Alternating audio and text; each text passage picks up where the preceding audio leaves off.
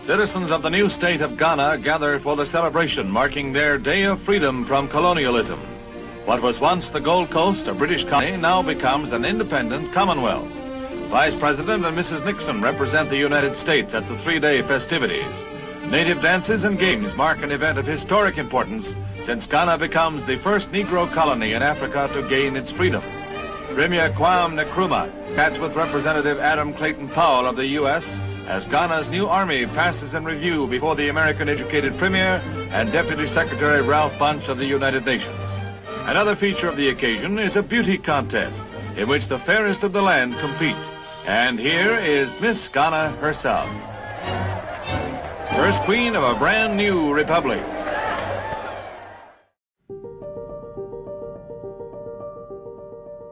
Long before the likes of Thomas Sankara, Robert Mugabe, and Nelson Mandela would burst onto the international scene as the faces of anti-imperialism in Africa, one man stood head and shoulders above his peers as the leading political voice and the very embodiment of Africa's struggle against colonialism. Ghana's first president, Dr. Kwame Nkrumah, took the world by storm as he led his nation to become the first black African nation to gain independence from the European powers. But just as Nkrumah's revolutionary leadership in Ghana would trigger a wave of independence movements all across sub-Saharan Africa, his gradual descent into authoritarianism and his sudden overthrow would also become a familiar story across many of Africa's newly independent states. This is the story of how Dr. Kwame Nkrumah went from being Ghana's messiah and faultless hero to a political pariah whose ultimate demise would lead to wild celebrations in the streets by the very same people that had once loved and adored him.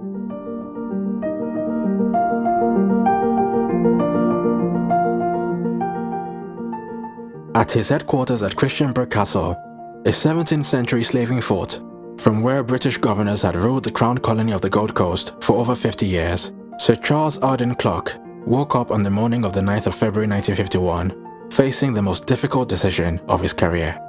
His problems centered around a 41-year-old prisoner who had been held at James Fort in Accra on a 3-year sentence for subversionary activities.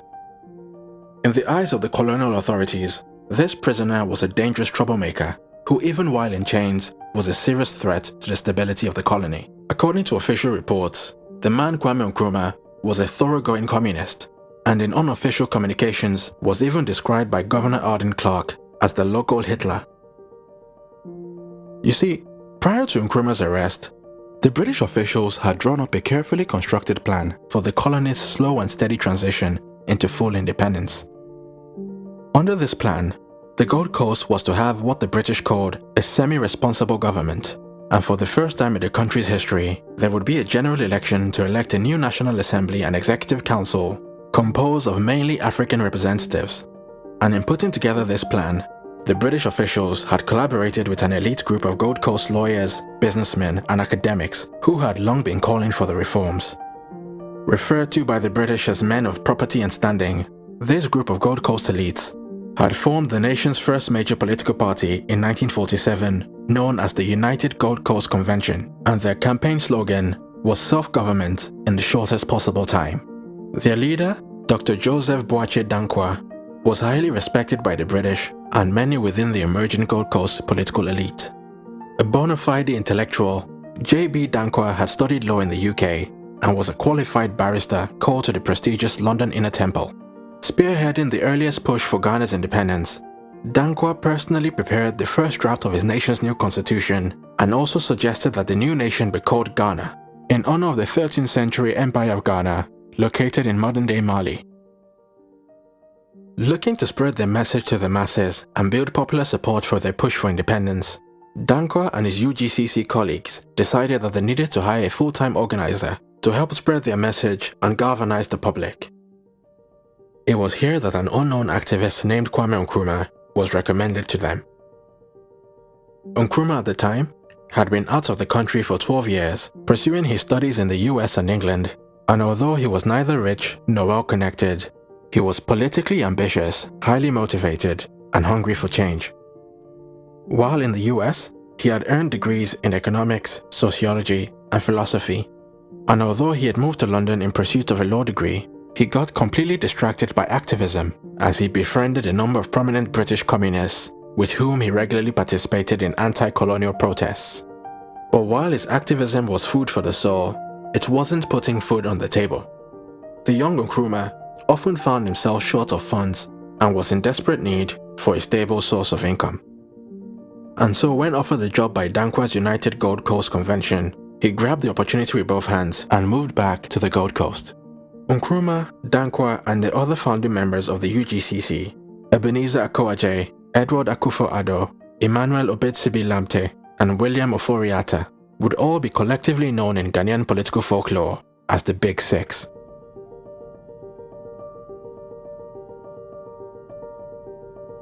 Within less than 2 years, Nkrumah had fallen out with the other members of the Big Six.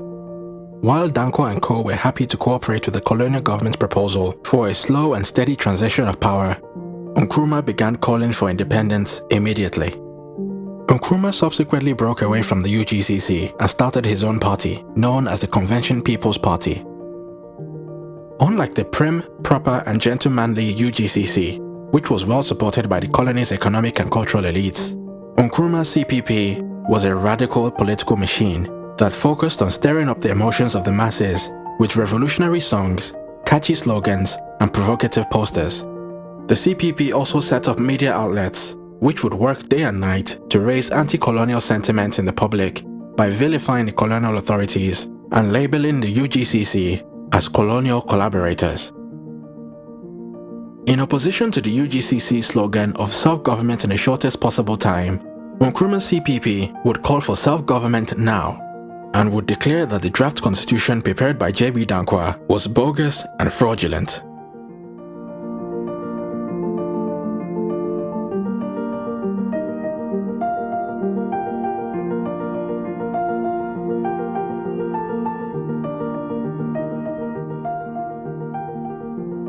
Traveling all around the country and delivering fiery speeches, Nkrumah gained a massive following by promising civil servants, office clerks, petty traders, construction workers, and primary school teachers that all of their grievances and hardships would disappear once colonial rule had been brought to an end.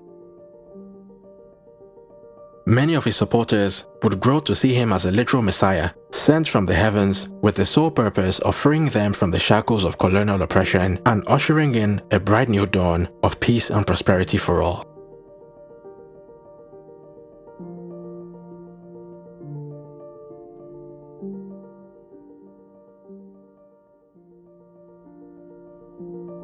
Embracing the halo that had been placed on his head by the masses, Nkrumah would famously encourage his supporters to seek first the political kingdom, and all else would follow.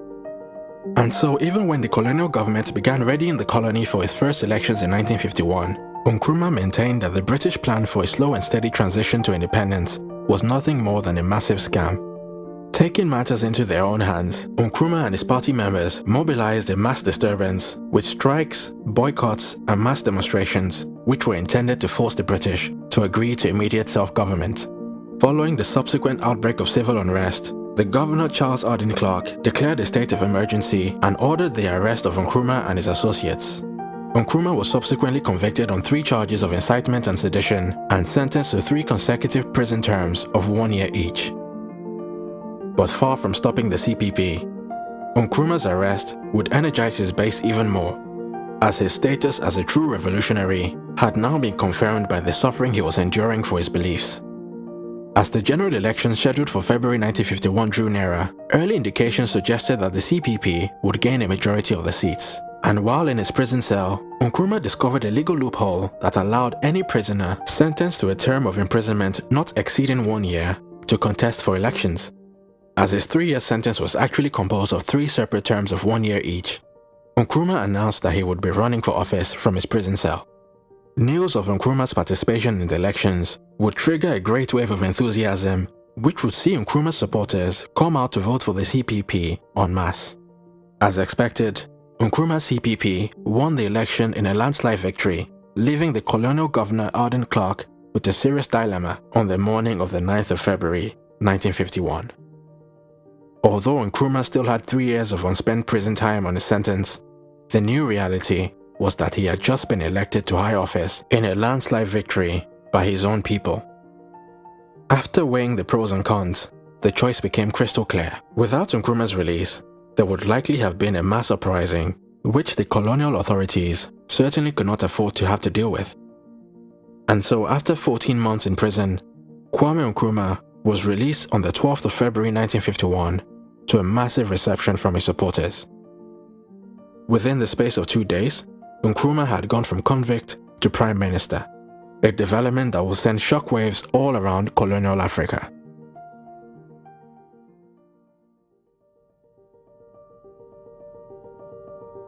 You see, the Gold Coast had for many years been seen as Britain's most precious possession in Africa.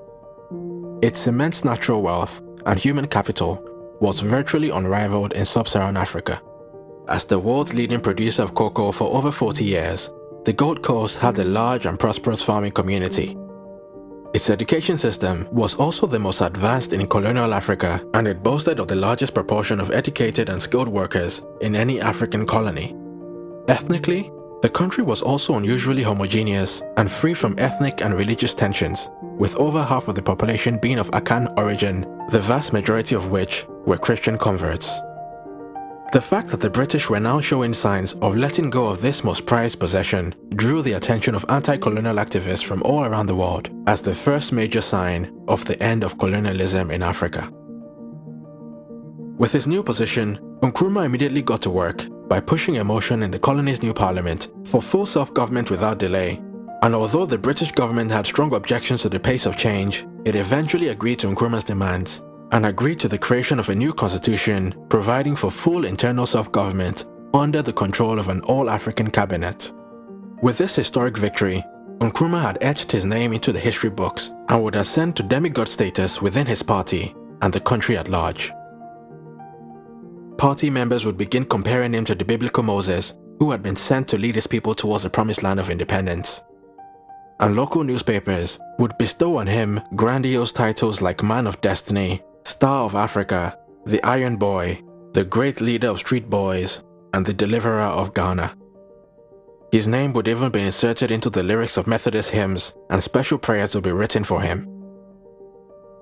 From morning till night, his home was constantly visited by people seeking help on anything from marital disputes to financial assistance, sickness, and even infertility. But no matter how busy he was, he always tried to find time for them, and his entire life would be devoted to his work and his politics. A pure introvert who neither smoked nor drank, his only real indulgence would be his love for classical and high life music. After a few more rocky years of negotiations, Nkrumah's CPP officially won independence from Great Britain, and thus the nation of Ghana was born on the 6th of March, 1957. Ghana's independence celebrations would be the most globally acclaimed African event of its time, as delegates from 56 countries arrived on African soil to share in Ghana's joy. And there was certainly a lot to celebrate. As of independence, Nkrumah's Ghana was one of the richest tropical countries in the world, with an efficient civil service, an impartial judiciary, and a growing middle class.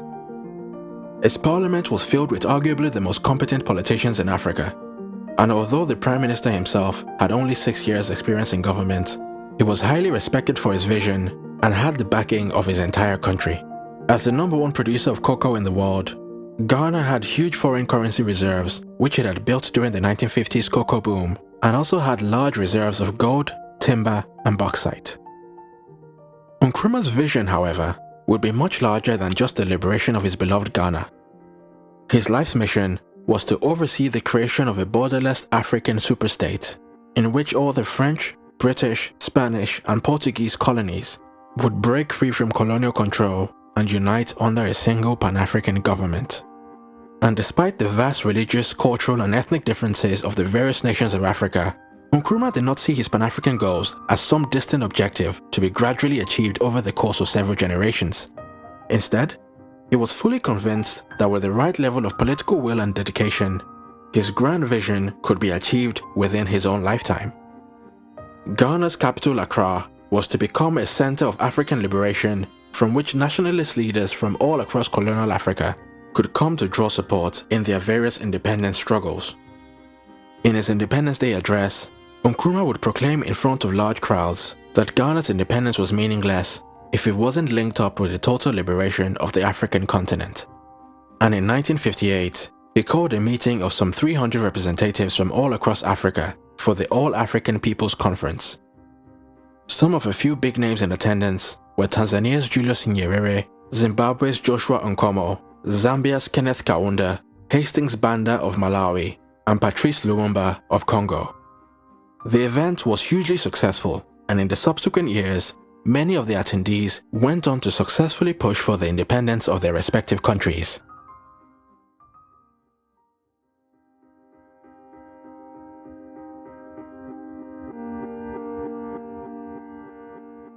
After having successfully overthrown British rule in Ghana and paved the way to independence for many other African countries, Nkrumah began to see himself playing an even bigger role on the world stage, with some reports suggesting that he harbored ambitions to become the president of the entire continent.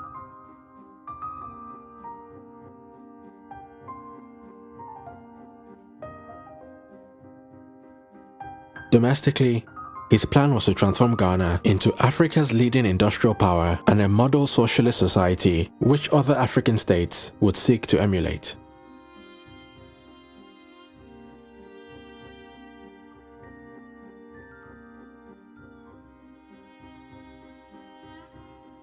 His long-term vision was to lead the nations of Africa to become a major world power which was on par with the United States and the Soviet Union.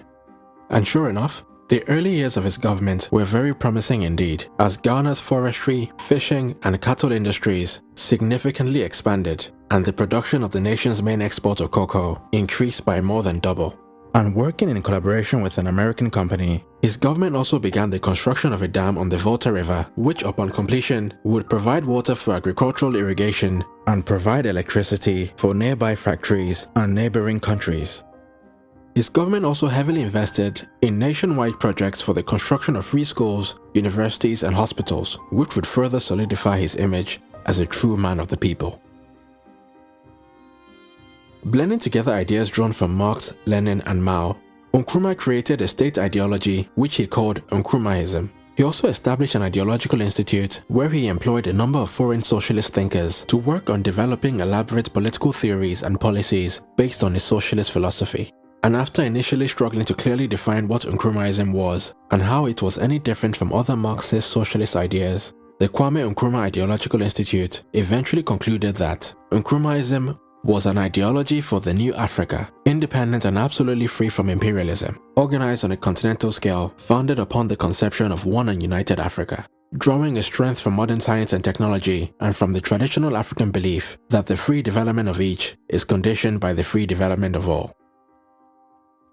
But despite the elaborate theoretical framework of Nkrummahism, its real-world application would ultimately fail to produce the socialist paradise envisioned by Nkrumah and his political scientists.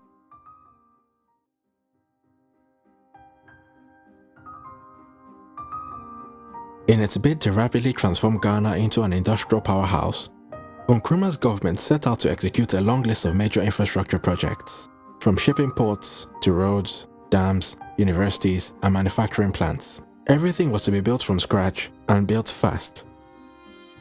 The problem, however, was that not many local companies could actually bring these projects to life, and so rather ironically, most of the contracts for these major projects needed to be advertised to the very same foreign companies that were regularly denounced by leading members of the CPP. To make matters worse, the award of these contracts was quickly hijacked by corrupt officials, and many key members of Nkrumah's government would grow filthy rich by charging bribes from foreign companies and allowing them to inflate the costs of government projects in exchange for kickbacks and other advantages. And slowly but surely, an Orwellian animal farm society began to emerge, as Ghana's post-independence political elites began exploiting the new nation in much the same way as their colonial predecessors. Pursuing his goal to make Ghana a model socialist society, Nkrumah publicly declared that his government would work towards a complete ownership of the economy by the state. And in pursuit of this goal, he would set up a long list of government ministries and state-owned enterprises. And thanks to this very large and powerful government apparatus, pretty much every aspect of Ghanaian life was placed under the direct or indirect control of one government minister or the other. And with their extensive powers, many of Nkrumah's ministers began treating the resources under their control as their own private property, and a culture of bullying, bribery, and embezzlement would spread from the top to the bottom of Ghanaian society. From job applications to business licenses, and even the award of university scholarships, if you needed to get anything done, you either had to know someone in power or pay someone a bribe. Despite publicly preaching about socialist virtues like solidarity and collective struggle, many of Nkrumah's ministers began flaunting their wealth and living very lavish lifestyles. When questioned about why his wife chose to import a £3,000 gold-plated bed from London, Cabinet Minister Krobo Edusei would respond saying, "Socialism doesn't mean that if you've made a lot of money, you can't keep it." Edusei would later confess to owning 14 houses, a luxurious beachfront property, a long lease on a London flat, several expensive cars, and 6 different bank accounts. Following the sudden expansion of his own personal net worth, even Nkrumah himself would be accused of collecting bribes through a special company known as the National Development Corporation, which was set up specifically to collect a fee of 10 to 15% on the award of every government contract. But while the growth of corruption in his government would slowly begin to eat at his reputation as a man of the people, it would be his steady descent into authoritarianism that would be the defining blight on Kwame Nkrumah's legacy.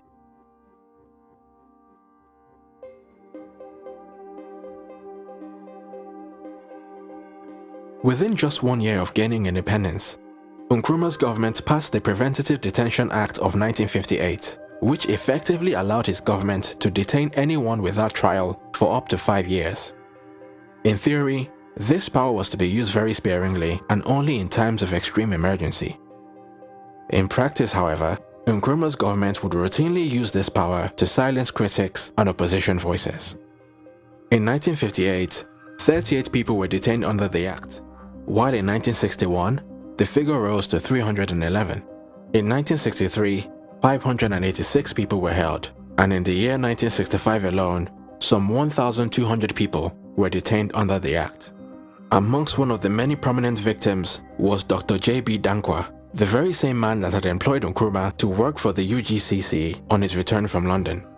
After spending the last year of his life in solitary confinement, a sick and disheartened J.B. Dankwa died of a heart attack. As you can imagine, it wasn't long before a growing coalition of opposition voices began to spring up all around the country. But nevertheless, virtually every action taken by Nkrumah was met with endless praise by the state-controlled media and self-preserving politicians. Despite jailing over 300 people without trial in 1961, a local newspaper would boldly proclaim, "When our history is recorded, the man Kwame Nkrumah will be written off as the liberator, the Messiah, the Christ of our day, whose great love for mankind wrought changes in Ghana, in Africa, and in the world at large." And an official portrait of Dr. Kwame Nkrumah, published the very same year, would read, "To millions of people living both inside and outside of the continent of Africa, Kwame Nkrumah is Africa, and Africa is Kwame Nkrumah." When the question was asked, what is going to happen to Africa? It is to one man that everyone looked for the answer: Kwame Nkrumah. To the imperialists and colonialists, his name is a curse on their lips. To the settlers, his name is a warning that the good old days at the expense of the African are coming to an end. To Africans suffering under foreign domination, his name is a breath of hope and means freedom, brotherhood, and racial equality. To us, his people, Kwame Nkrumah is our father, our teacher, our brother, our friend, indeed our very lives. For without him, we would no doubt have existed, but we would not have lived. There would have been no hope of a cure for our sick souls, no taste of glorious victory after a lifetime of suffering. What we owe is even greater than the air we breathe, for he made us as surely as he has made Ghana.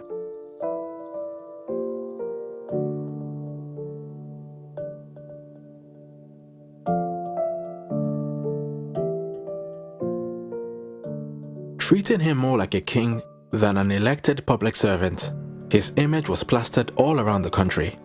His face was on banknotes and postage stamps, and his statue stood outside his nation's parliament. His birthday was a public holiday, and his photographs could be found in offices, shops, and even in people's homes. But behind the facade, the coalition of opposition voices was growing, and Kwame Nkrumah knew it. He began to distrust everyone around him and decided that the best way to protect himself was to consolidate power even further.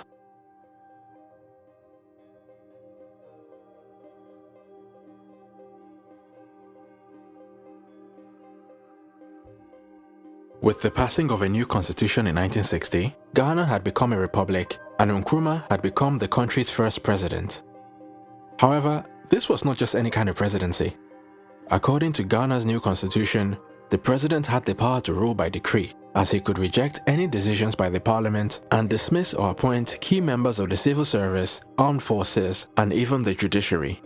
With these new powers, Nkrumah would tighten his grip on Ghana's state-controlled media and relentlessly pursue his critics and opponents using the Preventative Detention Act. In 1961, it became a criminal offense for anyone to show disrespect to the person and dignity of the head of state, and the president's party was declared superior to the civil service, the trade unions, farmers' organizations, and all youth groups. Nkrumah also set up special courts to deal with political offenses, with hand-picked judges whose decisions were not subject to any right of appeal. An assassination attempt on his life in 1962 made Nkrumah even more suspicious of his inner circle, and convinced that his own party members were responsible, he ordered the arrest of 3 of his ministers. The 3 men were tried on charges of conspiracy before a special court, and after the Chief Justice declared them not guilty, Nkrumah dismissed the judge, passed a new law through parliament which enabled him to set aside the verdict, and at a second trial with the judge he had picked, all 3 men were found guilty and sentenced to death, although Nkrumah subsequently reduced their sentences to life imprisonment. In 1964, a second assassination attempt was made on Nkrumah's life by a member of the police force. Suspecting that the entire police service at large was involved, Nkrumah ordered the police to be disarmed, sacked several officers, and detained the police commissioner and his deputy.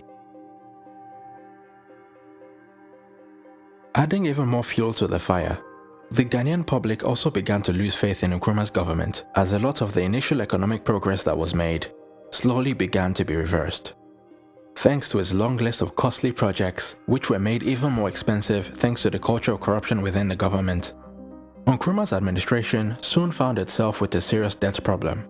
And even as the debt continued to grow, the government continued to commission project after project, from tire factories to steel works, mining ventures, and ship dockyards. No project was too expensive and no vision was too unrealistic.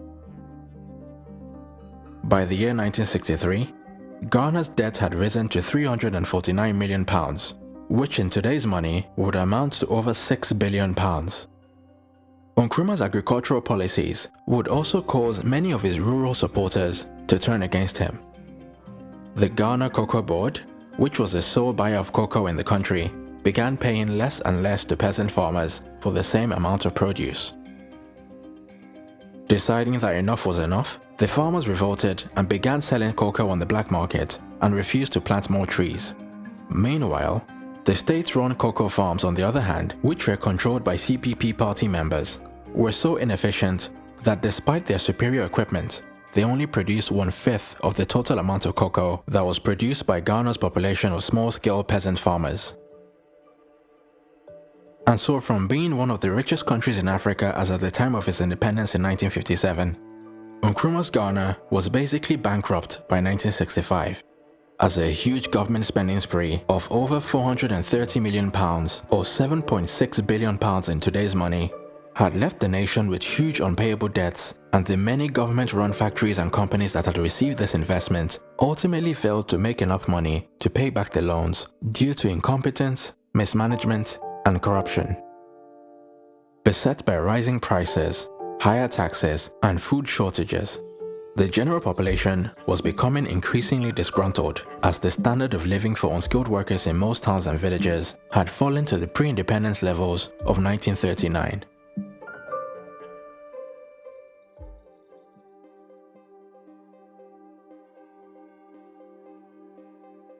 Nkrumah's Pan-African ambitions would also suffer an equally somber fate. Despite investing a great deal of energy and resources, into trying to convince other newly independent African states to come together to form a united government, Nkrumah made very little progress, as major African leaders such as Nigeria's Tafawa Balewa and President Felix Houphouët-Boigny of the Ivory Coast were diametrically opposed to Nkrumah's grand vision. In addition to their disdain for Nkrumah's socialist philosophy, the likes of Balewa and Houphouët-Boigny simply did not believe that the vastly different peoples of the region could integrate as quickly and as smoothly as Nkrumah had envisioned. And in the great battle between East and West, Nkrumah was very keen for African nations to build closer diplomatic ties with socialist nations such as the Soviet Union, China, and Yugoslavia, as opposed to the United States and its European allies. In 1961, the president of Yugoslavia, Josip Broz, was invited for a state visit to Ghana, and after officially establishing diplomatic ties with the People's Republic of China, Nkrumah even changed his dressing from the classic Western suit and tie to the Chinese Zhongshan suit, which was made popular by China's Chairman Mao. Nkrumah's unapologetic preference for greater African alignment with the Eastern powers would be a major cause for disagreement with the political elites in other English-speaking African countries such as Nigeria and Liberia, who preferred to maintain relations with the UK and US, as well as the vast majority of the former French colonies who preferred to maintain their alliances with France. This ideological divide would ultimately prove to be one of the biggest barriers standing in the way of Nkrumah's dream of a united African superstate. At a conference of African leaders in 1963 to establish the Organization of African Unity, Nkrumah proposed a formal declaration that all African leaders present would commit to the establishment of a Union of African States. But to his great disappointment, not a single attendee provided a declaration. Nkrumah would subsequently get into a heated debate with Julius Nyerere of Tanzania, who at the time was making plans for the creation of an East African superstate known as the East African Federation. Nkrumah also openly accused the leaders of the French-speaking African countries of being nothing more than puppets of French neocolonialism. As a result, the political elites in countries like Togo, Ivory Coast, Cameroon, Burkina Faso, and Niger would all begin to hold Nkrumah in contempt and begin working against his Pan-African project. But ever determined to make his Pan-African dream a reality, Nkrumah allegedly began sponsoring opposition groups in neighboring countries in the hope of overthrowing governments that opposed his Pan-African ambitions. After Ghanaian agents were implicated in an assassination attempt on Togo's president, Sylvanus Olympio, 7 African leaders threatened to break off diplomatic ties with Ghana. In 1965, a political dissident who had been trained in Ghana attempted to assassinate President Hamani Diori of Niger. Responding to accusations and criticisms of his government's support for this subversionary action, Nkrumah simply responded that there would be no need for subversion if the government of Niger would support the creation of a Pan-African government. Now with a growing list of both international and domestic enemies, Nkrumah moved to protect himself by tightening his grip on power even further. In 1964, Nkrumah decided to turn Ghana into a one-party state and upgrade his office from president to president for life. Nkrumah's proposals were presented to the Ghanaian people in a referendum, and according to the official figures, a brow-raising 99.9% of the electorate voted in favor of the government's proposals. As president for life, Nkrumah brought even more government functions under his direct control, from higher education to foreign trade, defense, and even lawmaking.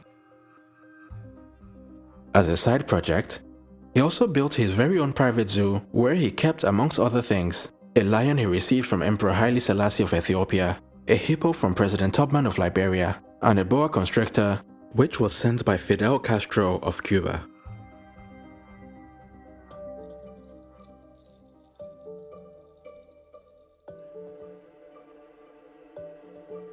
Ever committed to making his dream of a united African government a reality, Nkrumah commissioned the construction of Job 600, an office complex which was purpose-built for the 1965 Organization of African Unity Conference at a total cost of £10 million, which in today's money would amount to just over £165 million. Despite the growing national debt, failing state-owned factories needing raw materials, public hospitals lacking medication, and many Ghanaians queuing for food in towns and villages across the nation, Nkrumah believed that the construction of this building was a top priority, as it would one day serve as the government headquarters of Africa's united government. As usual, Ghana's state-owned media hailed the construction of the building as another great achievement, and Nkrumah himself publicly boasted of the state-of-the-art building, which had 60 self-contained luxury suites, a banquet hall capable of seating 2,000 guests, and a beautiful water fountain display. However, the OAU conference itself would be a complete disappointment. By 1965, Nkrumah's foreign policies had alienated so many other African governments that very few were actually willing to attend. A group of 14 leaders, led by President Felix Houphouët-Boigny of the Ivory Coast, decided to boycott the event in retaliation for Nkrumah's support for opposition groups within the various countries. Only 13 heads of state attended the event, and in the end, when Nkrumah asked all the attendees to declare their commitment to the creation of a united African government, not a single leader agreed to make a commitment. Nkrumah's popularity was now at an all-time low, and shortly after this public humiliation, the wheels were set in motion for his eventual demise. By early 1966, the terrible state of the economy and the eye-watering levels of corruption and mismanagement that had embedded itself into every aspect of the government meant that Nkrumah's only political allies were those who were directly on his payroll. Feeling increasingly paranoid after 2 assassination attempts on his life, Nkrumah began meddling with the one institution in Ghana that was still powerful enough to stand up to him. Looking to prevent an army revolt, Nkrumah began trying to subjugate the Ghanaian army just as he had done with other institutions. CPP spies would allegedly be sent to infiltrate the army, looking to identify potential traitors. Nkrumah also demoted a number of high-ranking officials, restructured the army, and set up a special presidential guard regiment devoted to his personal protection. With the government's popularity at an all-time low, and their own personal interests at stake, a coalition of disgruntled army officers plotted and successfully overthrew Nkrumah's government while he was away on a diplomatic trip on the 24th of February, 1966.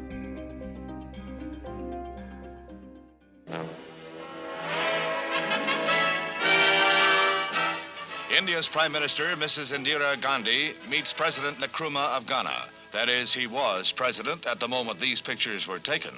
2 days later, he was overthrown in a coup by military forces. Nkrumah was on his way to Peking to end the war in Vietnam, he said. It was on the day after his arrival in the Red Chinese capital that he heard the sad news he was out of a job.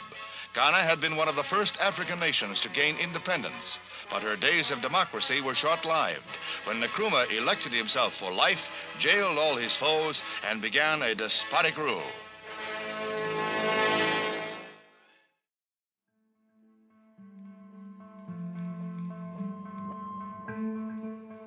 In the days following the coup, the streets of major cities like Accra and Kumasi were filled with rejoicing crowds, and the towering statue of Kwame Nkrumah that had stood outside of his country's parliament was knocked down and stamped on by the crowd.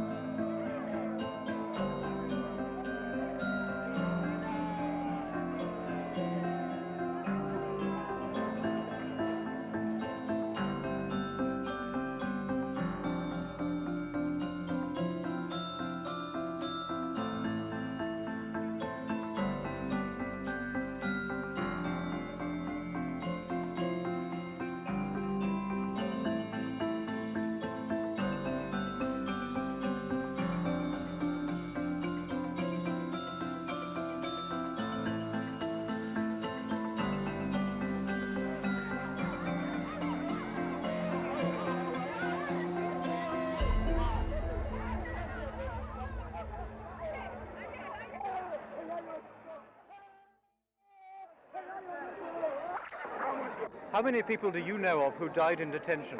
Well, at the time I went, I didn't know the real number, but later on, when I was there, the period I was there, I think about say between 10 to 15 people died at the time I was there.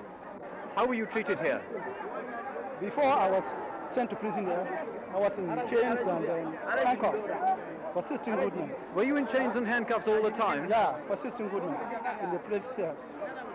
How did you feel when you learnt you were going to be let out? Oh, I'm very happy, sir. How long were you in detention? I've been in detention for nearly 5 years now. How did they treat you? Well, I was not so badly treated, but the lockups were too much for us. We were kept in custody for about 3 months without given any air. What about the food and general treatment? The food is generally poor, very, very poor, and had caused a lot of illness to us, to many of us. What did you feel when you heard you were being allowed out? I felt that probably the army might have taken power. Otherwise, the wicked government would not permit anybody to be released, because we were told that we would remain in detention for the rest of our lives.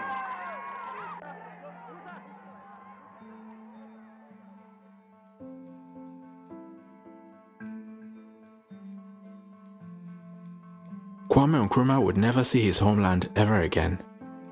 Having received notice of his overthrow, he fled to the Republic of Guinea, where he was appointed honorary co-president by fellow socialist and Pan-Africanist President Ahmed Sékou Touré. From his new base in Guinea, Nkrumah would dedicate the remaining 6 years of his life to publishing various books and essays centered around his vision for a united African government. In a memoir he published 3 years after his overthrow, Nkrumah alleged that the CIA and other Western intelligence agencies acting in collusion with the coup plotters were the real driving forces behind his overthrow. And although the images of thousands of Ghanaians celebrating in the streets tell a different story, it is still widely believed by many of Nkrumah's contemporary supporters that the overthrow was primarily due to foreign interference as opposed to the domestic unpopularity of Nkrumah's government.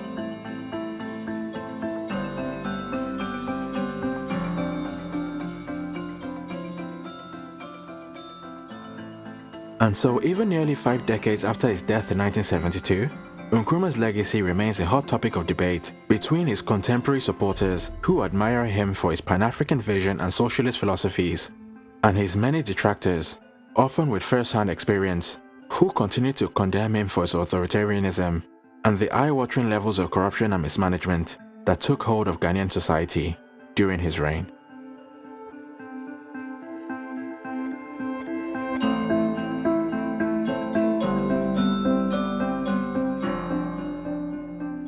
Once again, it's KB Taiwo for New Africa.